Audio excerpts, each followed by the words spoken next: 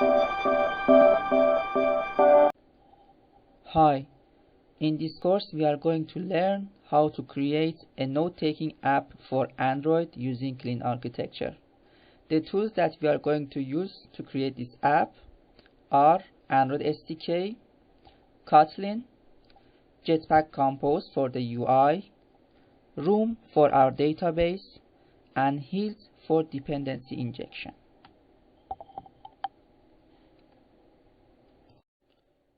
In this episode, we are going to learn how to do dependency injection. So what is a dependency? Let's check this class. So we have our ToDo List view model, and it takes a parameter that's called repository. And this repository is our dependency here. So by dependency injections, what we mean is we are going to automate how this parameter in their constructor of any class that we want to inject its dependencies is going to be automatically provided by our code, and we don't do it manually. It would be automatically handled. And to do that, we are going to use Hilt, which is a dependency injection library for Android, and it's really simple to use. So let's go through the task together. Here you can see that, so pretty much it's the same, right? We have a couple of view models, ToDo List view model, delete view model, and add update view model. And we want all these view models to be dependency injection by Hilt. So they look pretty much the same. We have to make this a Hilt view model, and when you do it, you can see that actually it's really simple, and Hilt will do the rest for us. So yes, we have to make all these three view models a Hilt view model. And as you can see here, we have this repository, and we have to let Hilt know how to provide this repository instance. For that, we have this repository module, and what you need to do is to install this module as a Hilt module in our application, and also let the Hilt engine to know that how it can provide our repository. So for the time being, we are going to provide a fake repository. Let's check our fake repository together. As you can see here, instead of using the room database, for the time being we are going to use a list. So every time that we reset our app, the data would be cleaned, but it's good to use this when we start our application, so we can write our UI first. So usually you want to have a demo before proceeding to implement your backend. So it's very easy to do this because a list doesn't need a lot of testing. So we have this fake repository here. Again, you have to make this a Hilt class because the Hilt engine is going to use this class, and it needs to know how to use this class, right? So for example, if our fake repository here doesn't have any dependencies as of now, but if it has any dependencies, then the Hilt engine needs to know how to provide those dependencies. And we want our application to be a Hilt application. So for Hilt to work, it needs to know the scope that it should work in, and we want our app to use Hilt, right? So we have to make our application a Hilt application, and also we want our activity to be a Hilt activity, because every compose code that we are going to write are going to be used in our main activity, and we want Hilt to provide our view models here in our main activity. So for example, we have a ToDo List screen, and we want our ToDo List view model to be injected into our ToDo List screen. That's why we have to also make our main activity that's going to use our ToDo List screen to be also a Hilt activity. So you can pause the video now and do this task yourself, and after a while we can check how to do it together.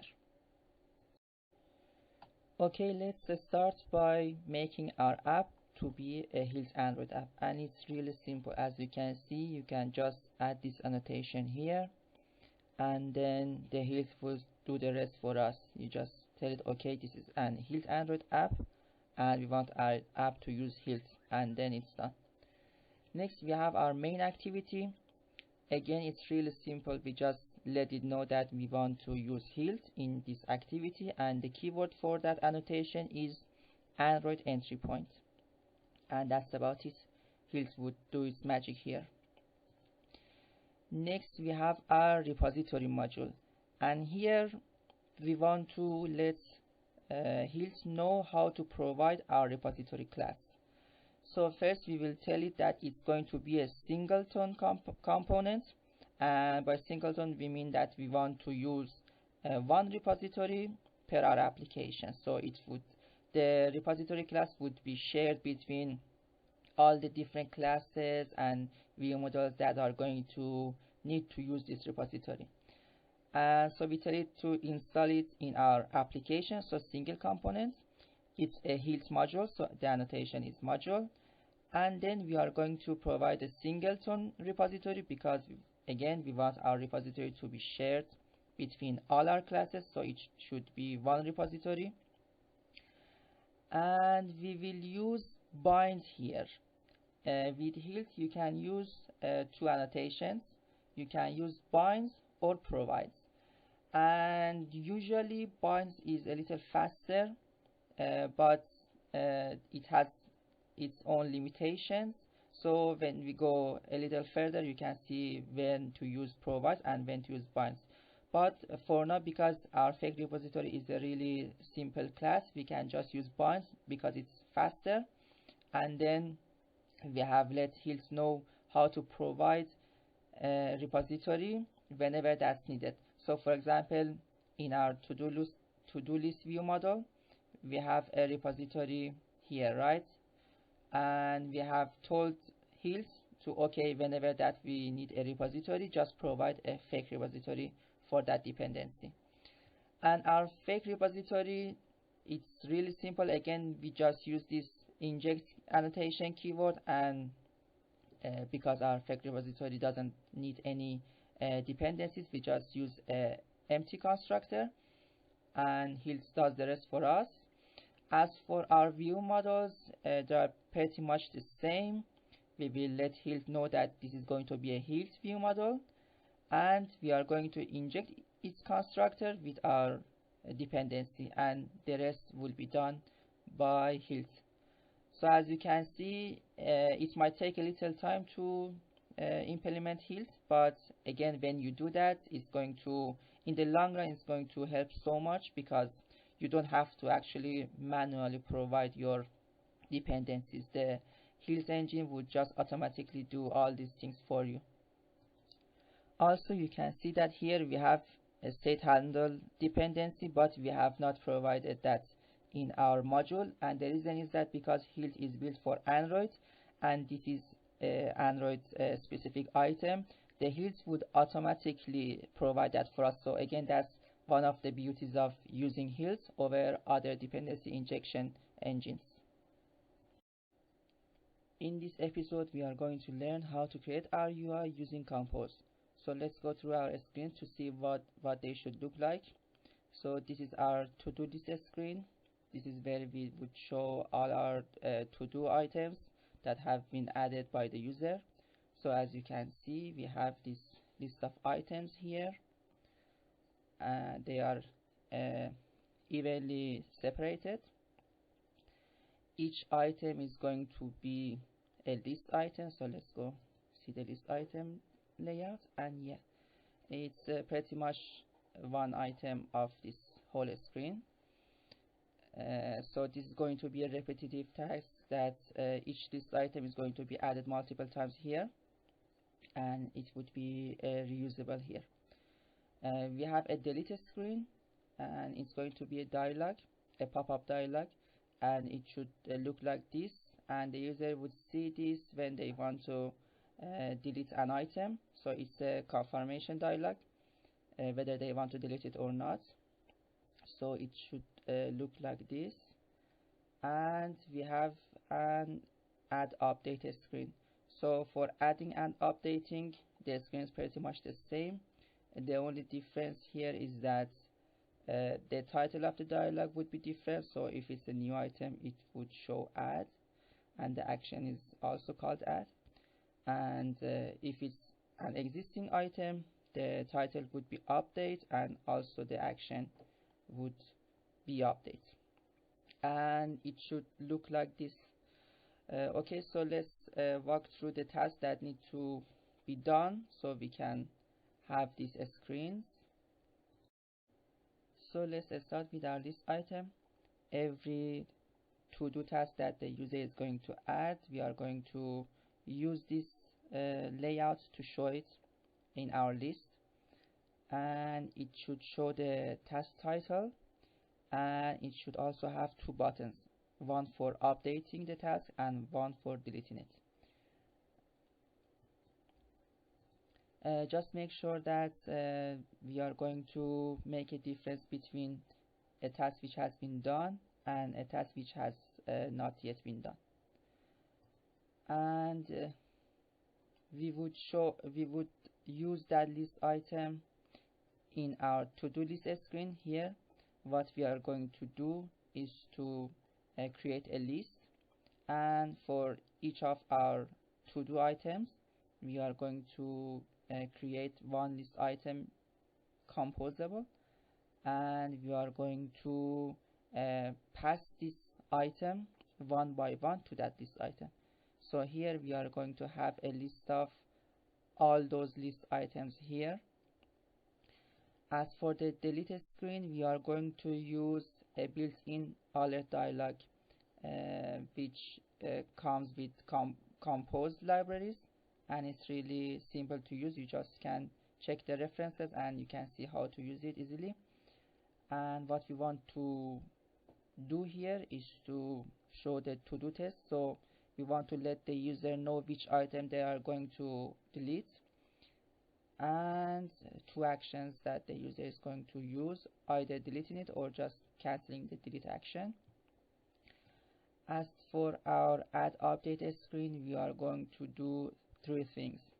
So because add update screen is kind of advanced in regard to our delete screen, we cannot use alert dialog built-in layout, so we have to manually create the layout ourselves. And to do that, we have to create a generalized dialog. And again, if you can just check the references, it's really easy to do.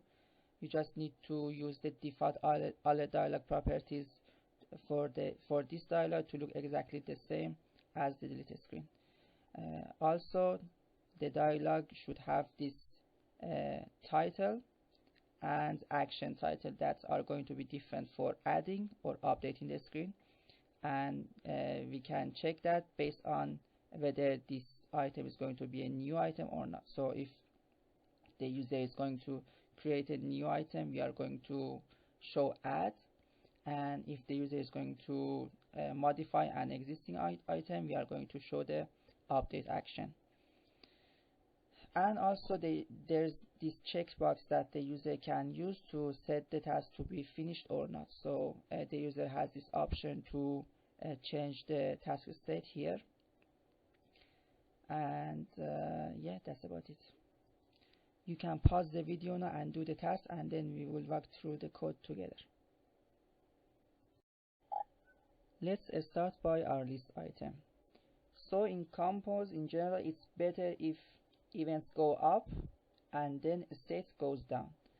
So what I mean by that is that we have this list item that is going to show our to-do task, right? So we have this onDelete event and onUpdate event that are going up through the hierarchy, and we have this item, which is the item state that's going down in our hierarchy. So what we do here is, if a user, for example, clicks on the delete button, right, we don't do anything in this composable. We just pass the event around to the higher hierarchy, and we do this because it's really easier to test our implementation like this, because we can isolate this composable from other composables. So let's go through this implementation. As you can see, we have this item that we want to show, and we have this text decor, and our decoration is, as you can see here, we have two decorations, right? We want one of them to have this structure line, and we want one of them to be normal, right? So to use those, we use text decoration line through, or no text decoration at all. We also are going to use this state alpha, which is going to change our color of items that are going to be shown here. So you can see here, if the task is an active task, it's going to be this bright black and bright blue.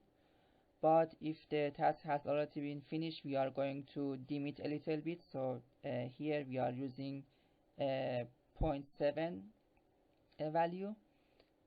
You can use any alpha you want between 0 to 1. And yeah, this composable is really simple. We have this row, so because it's we are using this horizontal item, and we are going to set it to fill the max width, so it would take the whole screen. We want our items to be centered vertically. We have one text item that's going to show our text, and we have set its style and decoration and color. These are not mandatory, but I think that it would look better with title medium, because the default text style for our text item is body 1 here, and body 1 is kind of small, so we use title medium. And again, text decoration is optional, right? We just wanted to differentiate between an item which has been done and which is yet to be done. And yeah, that's about it for our text. We use a spacer here. So a spacer means kind of like a space, right? Something that's going to put some space between our composable here. We have two icon buttons, so one for update and one for delete, and they look pretty much the same. The only difference is their icon and also their click event. So for update button, we want to call our on update clicked event, and for our delete button, we are going to call our on delete clicked event. And we are going to use this list item in our list screen. In Compose, it's really easy to set up a list. You just use whatever list that you want to use. We are going to use lazy column. Lazy column means that we are going to show our list in a vertical manner. We have lazy column, we have lazy row, and we have lazy grid. But for this project, we are going to use lazy column. We set the content padding.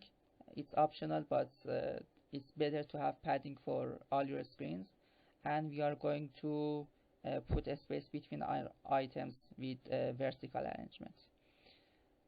And yeah, we have this items function, which is a part of the lazy composable.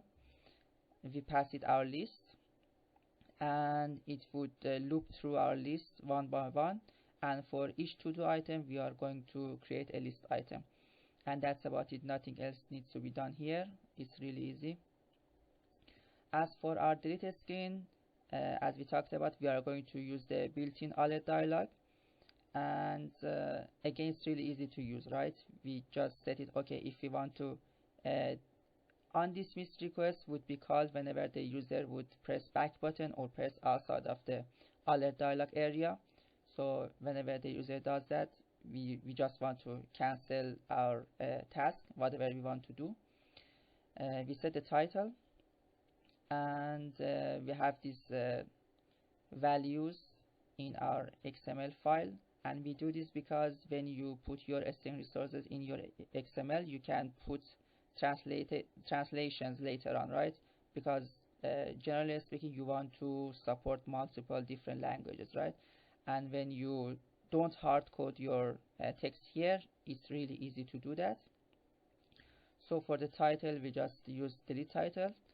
For the text, so the body here, we would use our delete text, and also the to-do text, which is a placeholder that are going to be appended to our delete text. So whatever task that we want to delete, it would show its text here, so the user can clearly know which item they are going to remove. And the other dialog has this useful functions. So confirm button and dismiss button come out of the box. We want our confirm button to be a confirmation to delete our item, so we pass the on delete clicked event, and we would set the text to be delete. And our dismiss button, we want to just close our alert dialog, right? So we would use on cancel clicks and set the text to cancel. Okay, so for our last screen, kind of our most complex screen, we have add update screen. So what we need to do is to check what we need to have static and what needs to be dynamic. So here, as you can see, between these two screens, the general layout is pretty much the same. The text field is the same. The checkbox is the same. The button positions are the same. The only difference is this title here, that for update we are going to show update, and for add we are going to show add. And for that we have this label here, and if it's a new item we are going to use add item title, and if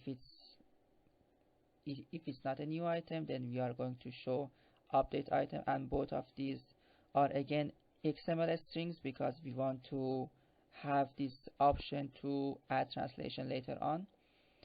And yeah, for alert dialog, if you can just go and check the source code, because it's open source, you can see that the whole content is surrounded by a surface, and a surface pretty much kind of like a background, so something that we are going to draw everything else on top of it.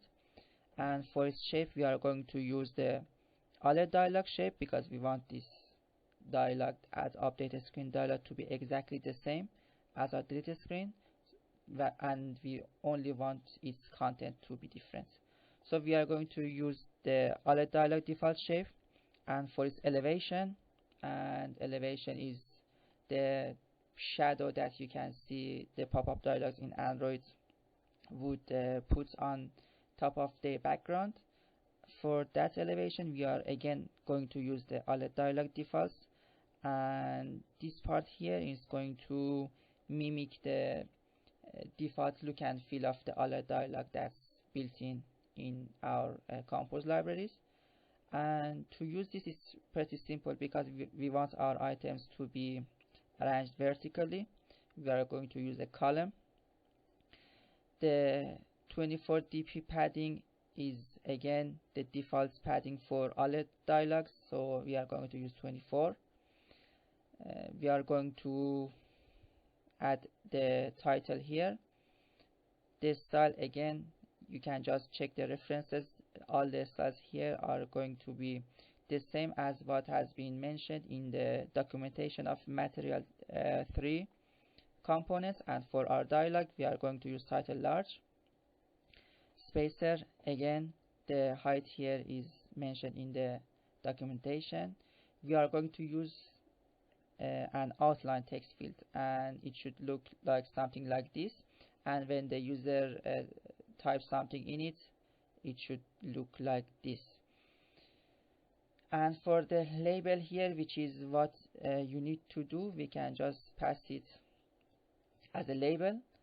So it's a pretty handy extension for our outline field, and it would do all this animation and all these transitions for us automatically. We don't need to do anything for that.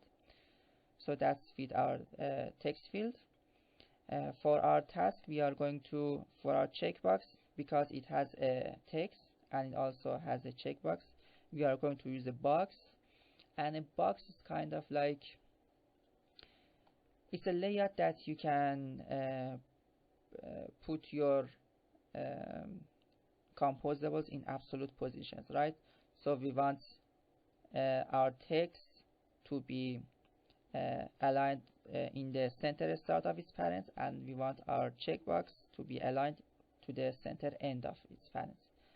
And we don't have this option in rows or columns, so we are going to use a box here, again a spacer, and the value again in the documentation. And in the last line, we are going to have two text buttons.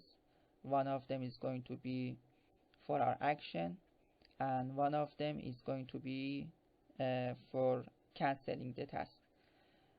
We have used this enabled parameter here, and we have used this because we don't want the user to be able to add any item if they have not put any text for it. So a blank item cannot be added, as you can see here. If the text is null, so we have a blank text, the button is disabled here, right? And if there is some text we need it, then the action can be used and the user can use it to update or add its item. And you can see that again we are using this state and event kind of architecture. All these events are going up. So for example, for our text field, right? Whenever its value changes, we are going to pass it up in our hierarchy, and then we set the text from our state here, which is again coming down from our hierarchy. And later on you can see how we do these things. It's really easy to do, and doing it in this way would make the code more compact and easier to test. Also, it's always a good idea to use multiple previews for all the states that your screen is going to show. So for example, in this screen we wanted to show both for adding an item and updating an item, and we have used two previews here, one for update and one for add, and we passed the different parameters that we want to test it. So here we can clearly see that it's working just fine, and this is what we want. Till this episode, we only learned how to create our UI using Compose, but we haven't actually shown that to the user. So in this episode, we are going to learn how to use a scaffold and also a navigation component to wire all these screens together. So because we don't have any data yet, the first screen would look like this, but when we press on this floating action bar, the add dialog would show up. So let's see what we need to do to achieve this. For the task to do this sort of stuff, first of all we need to use a scaffold, and scaffold is kind of like a framework that is built in Compose, and you can easily place your top up bar, your floating action bar, and your content inside it. And we are going to use that scaffold, and for the content we are going to pass our navigation host that's going to be responsible for keeping the navigation logic between our screens. Then we have our navigation destinations. For this app we are going to have only 3 destinations. So we have our list destination that's going to show our to-do list items. We are going to have an item destination which is going to be navigating to our add update screen, and we are going to have a delete destination which is going to navigate us to the delete screen. And what you need to do here is to we have our route here, and it doesn't take any parameter, but we want to pass our to-do item ID to our screen, right? Because we want to actually use that ID to delete that item or update it at some point in the future. So you need to create a route with that argument, and also we need to have a list of all the required arguments for each of these destinations. And last but not least, we have this nav host file, which is going to have our navigation composable. And what our navigation composable does is pretty much connect all of our different screens together. And to do that, we need to create a nav host. Then we are going to create all our navigation destinations. So for this app, because we are going to only have 3 screens, we are going to include all these screens in our nav host. And then we are going to add navigation logic to navigate between screens. So for example, if you check it here, you can see that we have 2 events, right? On update item clicked and on delete item clicked. So what we need to do is to set up our nav host in a way that when the event would be called, this nav host would just navigate through between that list screen to our update screen or our delete screen. And here we have 2 utility extension functions to make our code a little more concise. And you need to create an extension function to navigate to add update screen with this pass argument, and also one for navigating to the delete screen. And yeah, that's about it. You can pause the video now, do all these tasks, and we can walk through the solution together. So let's start by our main screen. First, we want to create our scaffold, and as I've already mentioned, a scaffold is really simple to use. You just have this framework that you can provide anything that you want to be included. For example, in our app, we want a top bar, which is the old action bar, which was called in Android, and we create our top bar here, top app bar, which is really simple.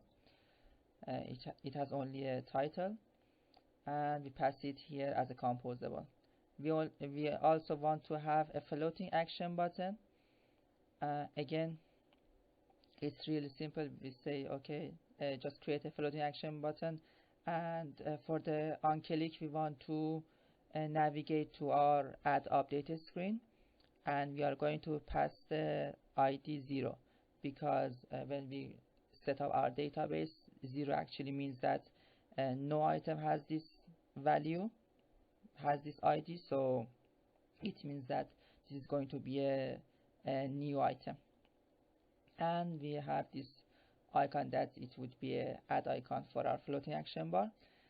And as for the content, we are going to, as I've already mentioned, we are going to use our navigation host. And it's really important that we pass this modifier here that's going to use this padding value of the scaffold. And the reason that is important, because when you add a top bar or a bottom bar or or whatever, right, this scaffold would automatically calculate the paddings needed for the content to not be cut by that component. So for example, our top bar, so we have to use that padding and then pass it to our nav host, and we provide that nav host with this nav host controller, which is getting it with remember nav controller. And in compose, it's really important for us 2 things actually. The first thing is that we have to provide our state in a way that's going to be created in higher compose functions, so it's going to be called less often. And also, if we don't have that opportunity, or if it's something that's only available to compose. For example, here we have this icon default add. This is going to be only available to compose, right? So we cannot actually use this function outside of compose. We have to use the remember keyword. And what remember does is compose generally would update itself multiple times during its life cycle, but when using remember, this means that we are going to only create this item only once, so it would be really performance and efficient for our app to use this remember keyword. But mostly we want to just pass data and state to our composables and not actually create anything in them. So we are going to have our nav host here, and we would pass our nav host controller to that object. And okay, let's check nav destination first. As we've already talked about it, we are going to have 3 screens, so we have a destination for each screen. And it's really simple to create this route with arguments in compose. We are just going to use our routes, so it would be add update for item destination and delete for delete destination, and we are going to have a slash and then our argument, which is going to be whatever the name of the argument that would be. Really simple. And for the arguments, we are going to have a list of all the required arguments that the screen is going to need. So because our screens are quite simple, both of them are going to have only one argument, which is our ToDo ID arg. And we do that by creating a nav argument, and we set the type to be a long type. So because our IDs are going to be integers of long values, we are going to say, okay, if we want to pass an argument, it's going to be a long value, an integer, and a long value. And last but not least, let's check our nav host. So it's really simple, right? This is from compose. So it needs a nav controller. We created it in main activity, and we passed it here. So we are going to use that. It's gonna have a modifier. Again, we created it here, and we are going to use it in our nav host. And it also needs a start destination. So a start destination is what, when the user starts the app, is going to see the first screen that's going to be available. So we are going to use our list destination because that would be our to-do items. We want that to be the first screen. You can, for example, have a splash screen to be your starting destination, but for us and for this project, we are going to use our list destination. And for the destinations that we are going to have 3D screens. So we have 2 options, composable and dialog. Composable means this is going to be a full screen, and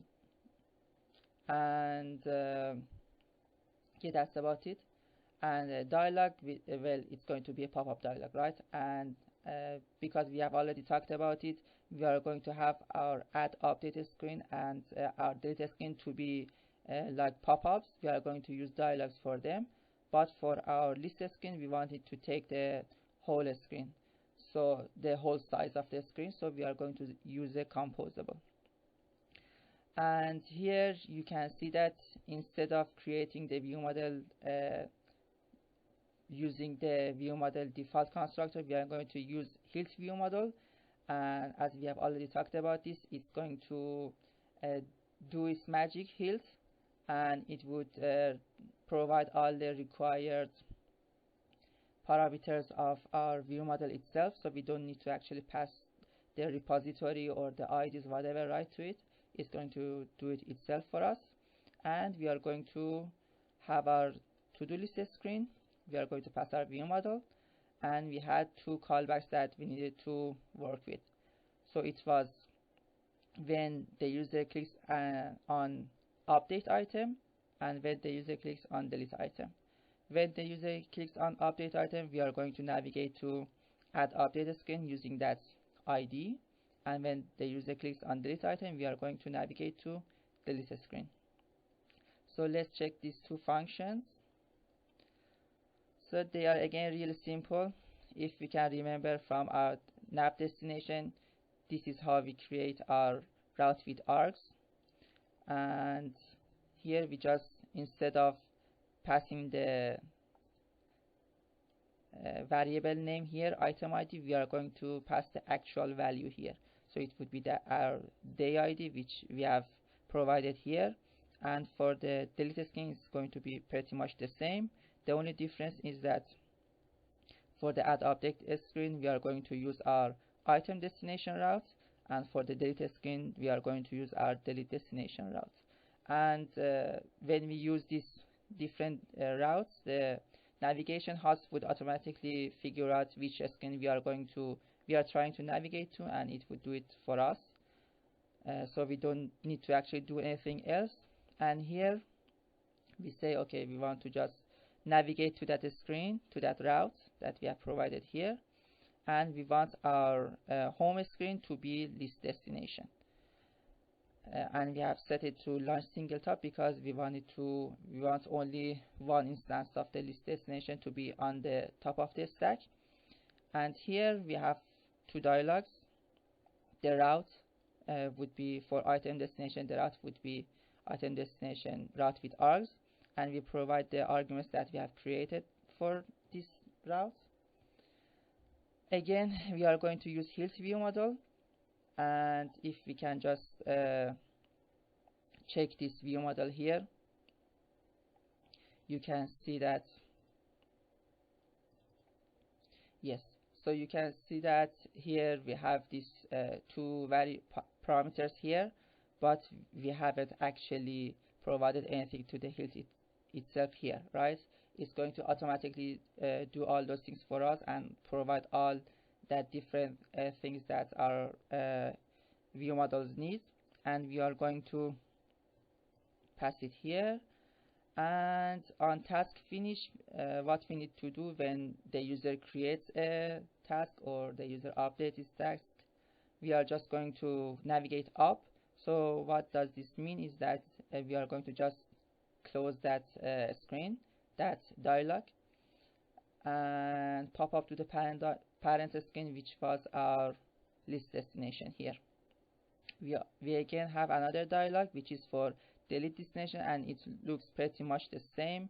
The only difference is that instead of using the add edit screen, we are going to use delete screen, and yeah, it looks pretty much the same. We have created our navigation infrastructure. Now what we want to do is to actually put actions behind our buttons. So if we check the app together, if we use this add button, and if we type whatever that we want, for example test, and we press add, you can see that a new item would be added here. Okay, now let's test this update feature. We set it to be finished, updated. It's updated, yes, and let's just remove this item. So everything works, and we have to see how to do these things. So generally speaking, in the MVVM architecture design, all the actions are going to be done in our view models, and for each screen we are going to have one view model. So for our to-do list screen, we need to do one thing and one thing only. What we want to do is to read all the items that are in our repository, and then we want to convert it to a state flow, because our repository actually provides the data in a flow, and flows are not really good to use in Compose because flows update continuously, and we don't want to update our UI if it's not necessary. And the good thing about a state flow is that it would only be updated when the data is actually new and it has been changed. So what we need to do here is we need to read from the repository all the items and then convert it to a state flow, and we will collect that data in our to-do list screen, in a lifecycle ever manner, and this is really important for us because in Android lifecycle actually is really important because if you are not really careful, you are going to create a lot of crashes or a lot of leaks. So we are going to collect our data uh, in a lifecycle ever manner here, and when we do that, we need to do two more things. We have our add update view model, and here first thing first is we need to read the pass item ID argument. So if you can remember the last episode, we passed our item IDs in our navigation, and as we have already talked about it, we have this save state handle here, which is automatically provided by view model by our Hills engine, and then this save handle parameter here is going to hold our argument. So what we need to do is to just read our ID from the save state handle, and then we are good to go in our init block. And this is the block that's going to be executed when the first time the view model is being created. We are going to retrieve the item that's for this item ID that we got as the argument, and we would save it in our underscore item variable. We have three functions. On text change is going to be called whenever the user actually types something in our text field and we want to update our item text. On state change is going to be called whenever the user toggles the checkbox on our add update screen. And the save button is going to be executed when the user presses add or update, so the action button on our add update screen. And what we need to do here is to just save that item, right? If it's a new item, we have to add it to our database, and if it's an existing item, we have to just update its content. And lastly, we have this delete view model. Same as with add update view model, we have to read the item ID from our state handle. In our init block, we are going to retrieve it, and then we have only one function here, which is delete, and when the user presses the delete button, we are going to delete this item. So you can pause the video now and do this task, see what you need to do, and we can walk through the task together. Okay, so let's walk through the classes one by one. First, we have our to-do list view model, and our repository, we get all the items, and we would use this extension function and state in to convert our flow to a state flow.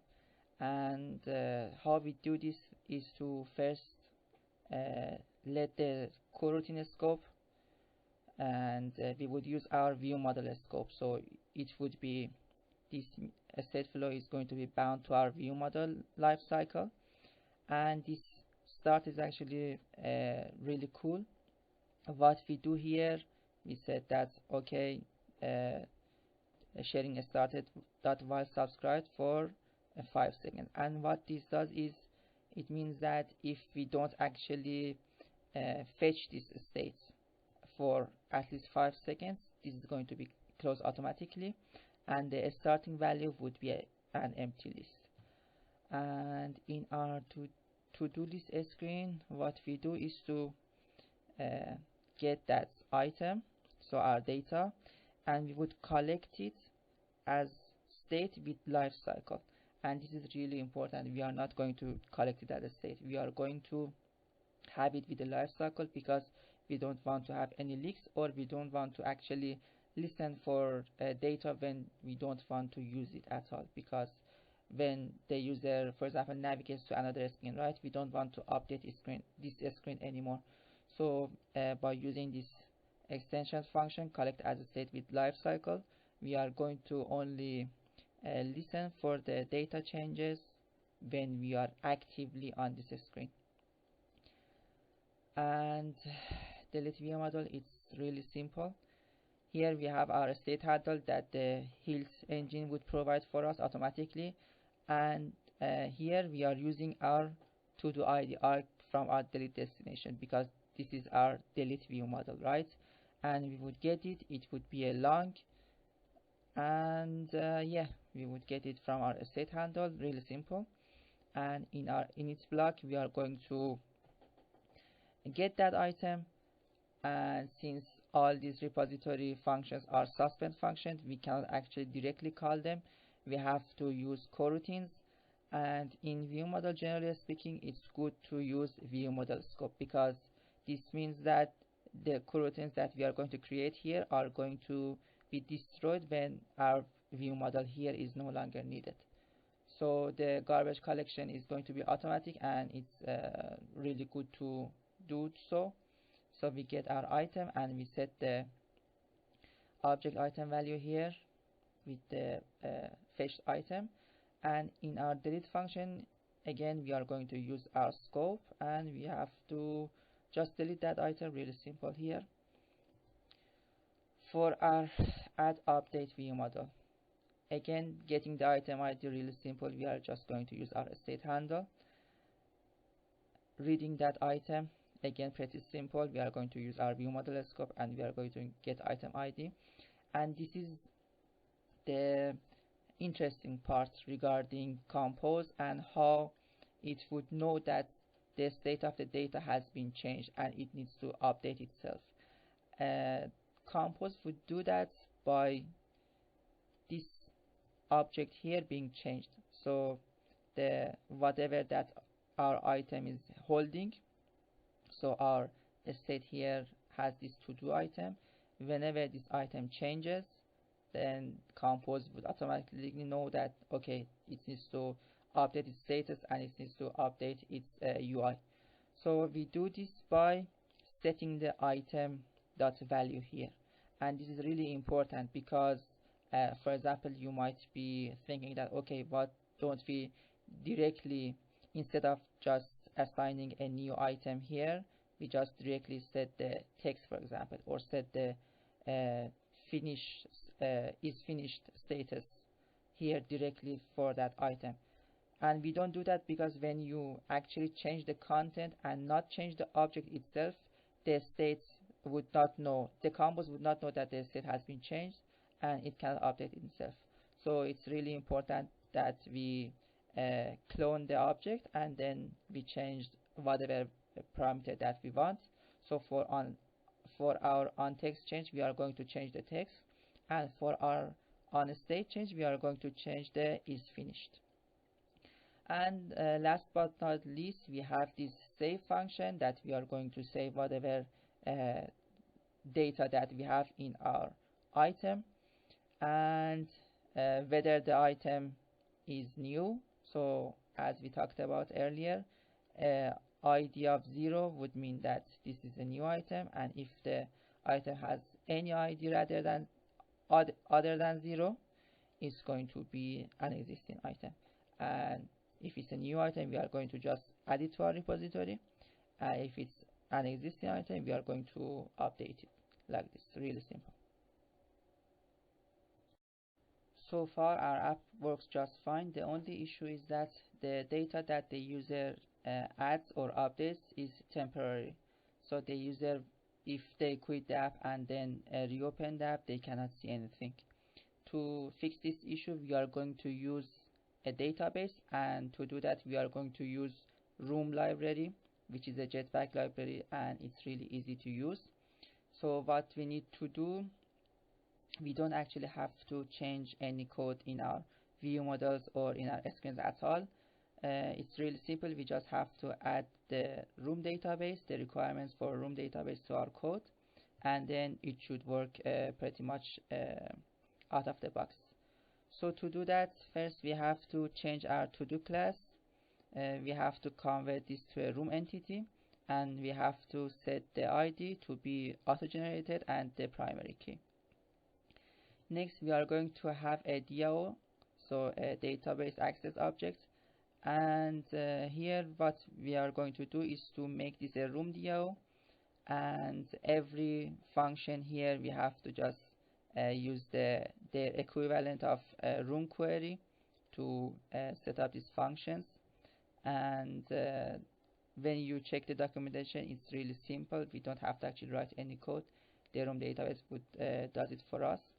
And finally, we have this class app database that we are going to make it a room database. So for now it's a simple abstract class, but we are going to inherit a room database and then set up the get database here to get a room database. And yeah, this is the way that we are going to set up our room database. Next, what we need to do is to use this database, and to do that, as you can remember, we are going to use Hilt. So we have our local repository. So in the beginning we use a fake repository which was using a simple list, but here in our local repository, as you can see, we are going to use our room database. So our DAO is going to be used here, and everything is going to be written to our database.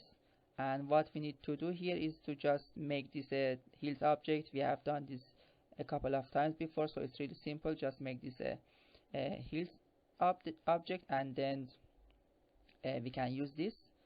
We need to do two more things, because here you can see that we are going to need this to do DAO. However, the issue is that the Hilt doesn't know how to provide this object, right? As you can remember, for Hilt to be able to work, we have to provide all the objects that are going to be required. So to provide this database access object, we are going to add a new module that's called database module. Again, we are going to install it, so the Hilt knows that this is the part that the Hilt engine is going to use. And we need to do two things. First, we need to provide a database, and then we need to provide a database access object, right? And room database needs a context to work. So when you create a database, you need a context to be passed around. And to use that, Hilt has this useful utility annotation that's called application context. We are going to use that, and the Hilt automatically just provides us with a context. And yes, we are going to use provide here instead of binds. And yeah, this should be fine, this should work. And lastly, we have our repository module. Previously we used fake repository, as you can see here, and in our episode 2 we were using this fake repository. However, what we want to do is to use local repository instead of fake repository. So just remember to also replace the fake repository here, and yeah, it should work just fine. You don't need to change anything else. You can pause the video now, and we will walk through the code together. Okay, let's start by our ToDo class. It's really simple to convert this to a room entity. We are just going to use this entity annotation here. We are going to provide a name for this table, which we are going to use ToDo, and then we would set the ID to be primary key, and set this auto-generate keyword to true, so it would be automatically incrementally be generated. So it would start from 1 and so on. For our database access objects, again really simple. We are going to use DAO, which is annotation for room database access objects. We are going to use insert annotation for add item. We are going to use query, which and select star from ToDo, and this here is the SQL code that you can check. It's really simple to figure out. For getting the item by ID, again we have the SQL code here, with the only difference that here we are providing an ID, so the query would know that which item to return, and it would just return one item. For update, again it's really simple. We are going to use update annotation, and for deleting, again another SQL query, which is delete from ToDo, where ID equals the provided parameter that we have here. For our database, really simple. We are going to use the database room keyword annotation here, and we want to have one entity. For now it's going to be only our ToDo class, and the version of our database is going to be 1. When we would add new tables, when we change our table, we would increase this version here, but because this is our first version, we are going to use 1, and we would inherit from room database, and here we would provide our app database like this. And yeah, our local repository, really simple. We are just going to use this inject health keyword with constructor, and then it should work just fine. Nothing else to be done here. Our database module, the starting part, again we want this to be singleton in our application class, so we are going to install it in a single component. This is going to be a health module, so we would add this module annotation, and we are going to use a provides keyword instead of binds. As you can see here, for our repository we use binds, and here we use provides. Actually binds is a little faster, but we should use provides because we don't actually know how room database instantiate itself. So for the things that we don't know how to instantiate, for example, it would be a room database, it would be I don't know, a retrofit API, something like that, right? Those things we have to use provides. And yes, here we just provide this get database with this context. And for our history DAO, we are going to provide this ToDo DAO, which is our database ToDo DAO. And our repository module, the last step is to just change this fake repository here with local repository, and then it should work just fine. You don't need to do anything else at all, and the room database has been added to your code. And this is the beauty of using dependency injection, so something like health, because we didn't actually change any codes in our view models, right? We didn't actually change the repository there to from fake repository to local repository. It was automatically done by health. And later on, maybe you want to add a repository that's going to support online capabilities, then you will do the same thing here, and you don't need to actually change any of your view models, and then it should work just fine. In this project, we learn how to create a simple ToDo List app for Android. To do this, we use Android SDK and Kotlin. We use Jetpack Compose for our UI. We use Room to save our data in our database, and we use Health to enable dependency injection in our code.